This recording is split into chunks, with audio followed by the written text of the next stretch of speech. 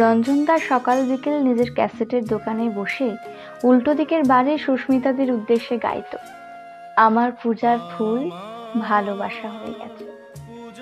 সুস্মিতাদিকে একসময় প্রেমপত্র দিয়ে প্রচুর হেনস্থা হতে হয়েছিল রঞ্জনদাকে। সুস্মিতাদের বিয়ের দিন ক্যাসেটের দোকানটাতে বসেই গিয়েছিল কি আশায় বাঁধি ফেলা ঘর। নিজের প্রিয়তম শিল্পী কিশোর কুমারের ছবি টাঙানো রঞ্জনদার ক্যাসেটের দোকানটা বহুদিন হলো উঠে গেছে। ওখানেই রঞ্জনদার এখন একটা নড়বড়ে মুদি দোকান। কিশোর কুমারের ছবিটা আজও যত্নে রেখেছে রঞ্জনদা। বাপের বাড়িতে অবড় সবরে এলে সুস্মিতাদি রঞ্জনদার দোকান থেকে কেনাকাটা করবেই। রঞ্জনদার ভাঙা গলার গান, কত কি রয়েছে লেখা কাজলে কাজলে, শুনলেই আনমনা সুস্মিতাদি বলে, কিশোর কুমার আমারও প্রিয়তম শিল্পী। এমন কত হৃদয়ে যে এইভাবে জুড়ে রেখেছেন কিশোর কুমার।